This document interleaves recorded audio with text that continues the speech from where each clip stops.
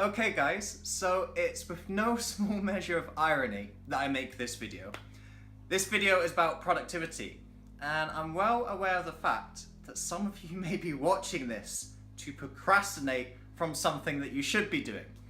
So with that in mind, I'll keep this brief and succinct, and hopefully the minutes that you spend away from that task that maybe you should be doing will be well spent, because in these minutes you will learn something that is going to help you to rapidly increase your productivity and increase your success with that particular task.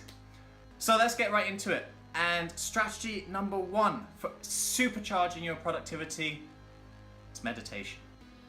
Now, meditation has some very cool neurological effects. Research has found in brain studies of regular meditators that regular meditation increases the size and thickness of our prefrontal cortex. This is our higher thinking area. It's involved in decision making, strategy, logic, rationality, you name it. This is the evolved part of the brain. This is the Homo sapien part of the brain. Homo sapien comes from the Latin, or in Latin it means wise man, the thinking species, and it is this part of the brain that meditation increases the size and thickness.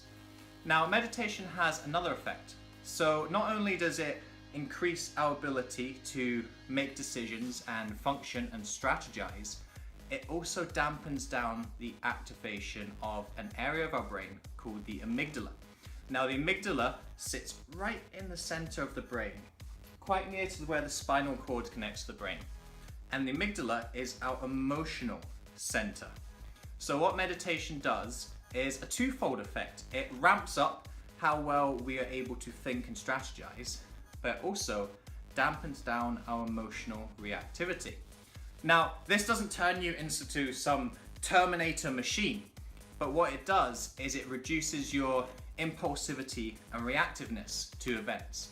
So essentially, as meditation does, it allows you to stay calm and relaxed. And when we're calm and relaxed, we think better and strategize better. So if you can put in a regular meditation practice, even just 5 or 10 minutes a day, then that is going to start to grow your brain, change your brain. You know, we don't have a drug or a pill in our world right now that grows our brain, but meditation does. So utilize it. Now, second strategy is the Pomodoro method. Now, what the Pomodoro method is you take an hour and you divide that hour into a section where you're going to work and a section where you're going to have a break. Now, this time can vary. Some people like to do 20 minutes of work, a 10-minute break, 20 minutes of work, a 10-minute break.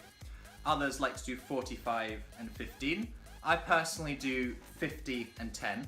And I even know one person who does 53 and 7. You know, it's an arbitrary amount, but it's something you can play about with and determine, you know, what works best for you. I personally found that 50 minutes is a really good period of concentration. I can stay focused, I can keep working, and that 10-minute break is just enough to relax, refresh, and then go back into a new scenario, into a new Pomodoro method. So take your day and divide it up into these Pomodoro blocks. And it's important that in that working period, you focus on one task. So we're not multitasking, we're not writing up a proposal and checking our email and on the phone. That's no good.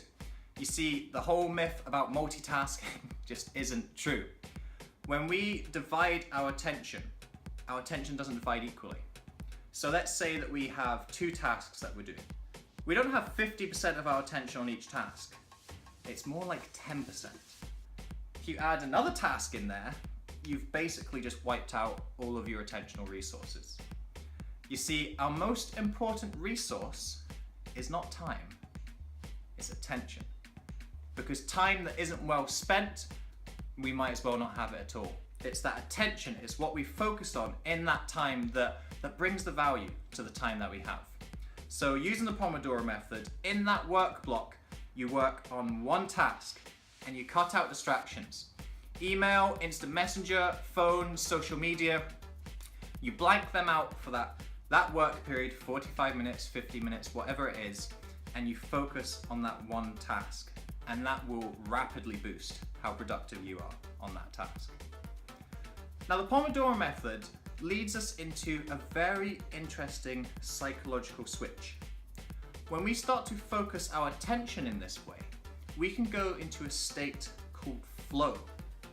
Now, flow is what us psychologists like to call the more colloquial term of being in the zone. So if any of you out there play sport or a musical instrument, or you're an artist or a writer, you'll probably know what I'm talking about here.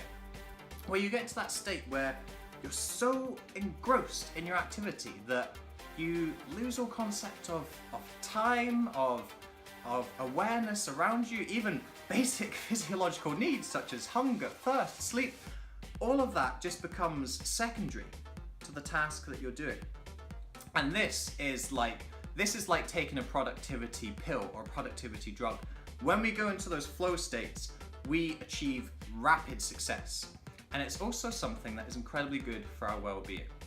The presence and frequency of flow states has been found by research to be correlated with people's happiness and well-being. So there are 3 components that allow us to get into flow states. The first is that singular focus, that undivided attention on the task. And it also needs to have clear outcomes and goals. So there's something tangible that you're working towards. There's something that you can focus that attention on. Second component is feedback from the task. So this is why musicians get into flow states so easily, because as soon as you do something, you get the feedback of how that particular note comes out. So you have that regular feedback. And then the third component, and this is probably the most important, is that to get into a flow state, we need a balance between our level of skill and the level of challenge. Flow states occur when the challenge is just slightly either at the edge of our skill level or just a little bit on it. Anything up to about 4% beyond our current skill level. And this is why we need that attention and focus. It's not something that we can just do easily and half-heartedly. We need to be there, we need to be engaged, we need to be absolutely laser focused, or we're not going to be able to do it. And so, to use the music example again, if you're playing a very complicated piece for a big performance, you need to be right on the money, because if you miss a single note, that is going to be apparent in the performance, and it's going to ruin the symphony of the piece that you're playing. So getting into flow states, very, very powerful for your productivity. And the last tip is accountability. And this simply means making your goals, what you're working on, public. If you've got a challenge or a goal in your head, you can, slack off. You can take liberties with yourself and not really put in the full dedication, not really be fully motivated to achieve that goal.